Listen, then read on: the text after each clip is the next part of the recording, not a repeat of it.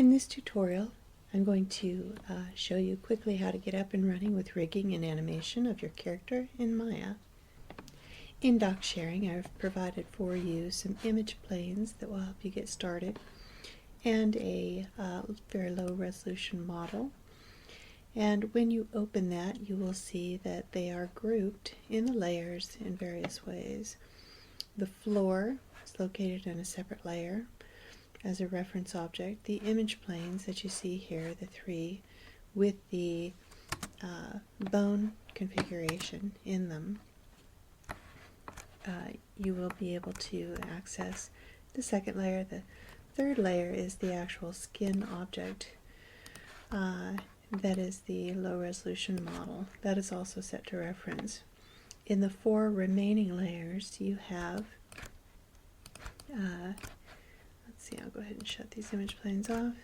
You'll have frame 1 of your animation, excuse me, the first keyframe reference, the second keyframe reference, third, and the fourth. And we will go into detail about those when we get to that point. The first thing we're going to do is actually put in a quick rig with some simple IK so that you can see how that's done in Maya.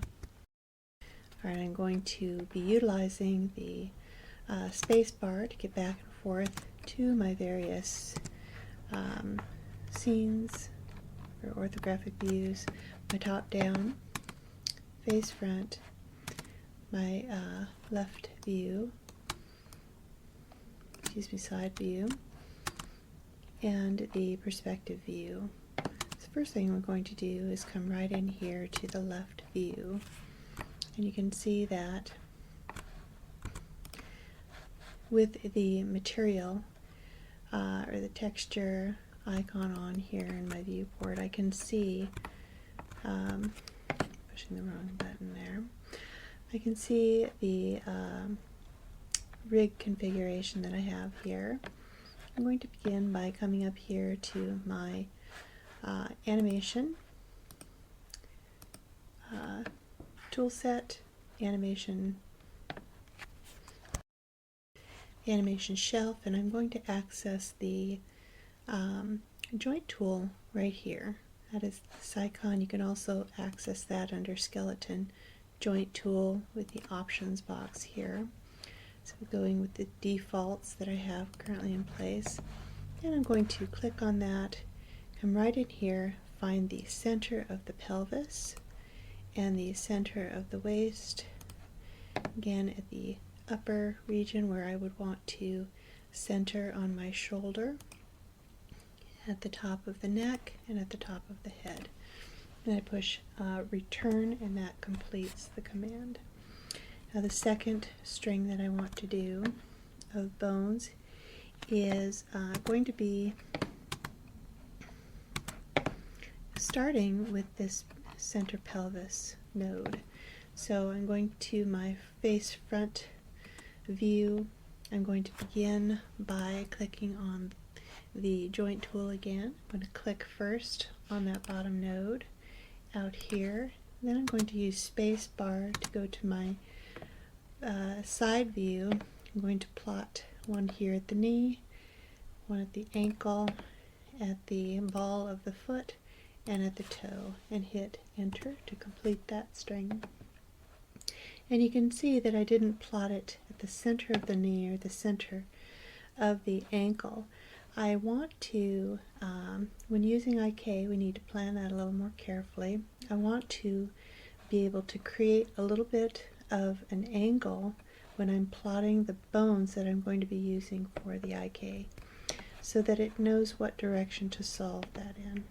So that's why I plot the knee a little bit forward, ankle just a little bit back, ball of the foot, and the toe, so that the solver can determine which way to solve that.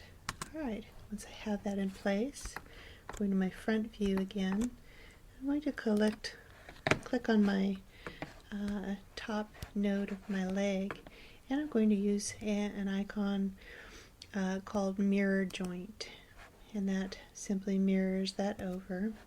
If it's not mirroring correctly, you can also find that tool here with the options box, and you can select the correct the axes to mirror across.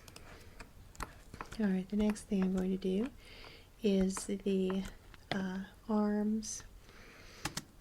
I'm going to begin by clicking at the joint right here to begin my string of bones. I'm going to click here. Now I'm going to go to my top-down view so that I can do the same thing with the elbow that I did with the knee. I'm going to click out here at the, oops, that's wrong. I want to put my shoulder in first. That will be centered. And a little bit back on my elbow, go forward on my wrist, give one to my hand, and then again for my mitten, my fingers. Enter, and that will complete that selection. And now you can see that I have a little bit of adjustment to do. I come in here and select on that, always trying to work in an orthographic view. I'm going to center those on there just a little bit better, and again I'm going to use my mirror icon here to mirror that over. Alright, so if I select on my root node, or my pelvis, the first bone that I created, and use my move tool, you can see that they're all stuck together. I want to make sure that they are before I continue. Once I have my skeleton all in place, I'm going to come up here and apply IK, or inverse kinematic solvers, to my joints. And the reason for that is when I rotate that leg, or when I move this foot, you can see that I'm not getting the solution that I want. My leg is not moving. When I apply the IK, it will solve this series of joints in a way where it makes better sense for that particular leg. So what I'm going to do is come up here to skeleton and select on my IK handle tool. When I bring that out, you can see my cursor changes, and it's looking for, select an object, it's looking for a joint. So I'm going to select the one at the ankle here, and then again I'm going to select the one at the top of the leg, and you can see it creates what appears to be a line. Now if I move that joint, you can see that it solves more like a knee, more like a leg. Once I have that in place for all of my my appendage, my limbs here, and I'm going to go ahead and solve the arms the same way. We'll select on the wrist, and then again at the shoulder, and you can see now I can control that. Now in order to be able to select more easily on those IK solvers, I'm going to just go ahead over here to my attribute editor,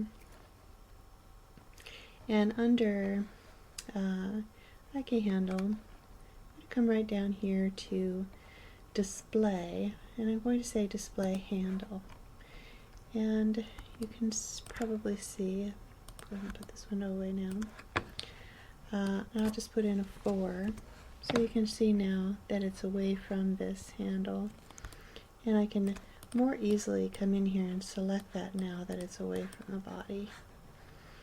You can put that, offset that at any angle so that you can get a hold of that a little bit better, more easily. Again down here, I'm going to do the same thing, offset that and display it so that I can see it back here and more easily grab that. Once I select that, it's easier to animate that. Alright, I'm going to pause here now and complete the IK for the additional limbs. And alright, the next step before we go on to our animation exercise is to make sure that the skin or the model is applied to the bones. So I'm going to select the root node, which is the very first bone that we created. Once I select that, you can see that all of the other children nodes are selected as well. I'm going to come right down here to my channel box, and I'm going to select on the skin layer, which is currently referenced, and once I click on that, you can see that by holding the shift key down, you can select that now. Now the bones and the skin selected, come right up here, and I'm still in animation, skin, bind skin.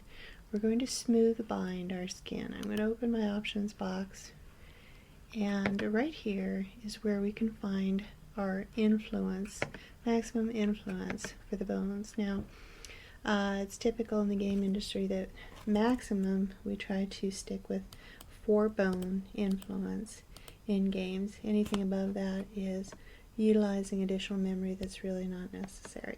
So once this is set to 4, you can say bind skin, and now you can see if you select a bone, an IK handle, and move that, you can see now that the skin or the model is applied to the bones. Now we will not be going into detail in this particular exercise to weight the skin, weight the verts to the bones. That is a lengthy process at times, and it has a special tool set for that. But we are focused right now on rigging and animating. So in the next exercise we will continue weighting our rig, or our model to our rig, so that you can get the best deformation. Because as you can see, if you deform that now, you do get some collapsing in here, which we'll be able to modify. You can see the collapsing happens here too.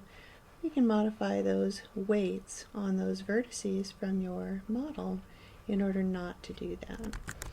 Alright, so moving on, now that our skin is applied to our rig on a first pass basis, we're going to go ahead and begin our animation.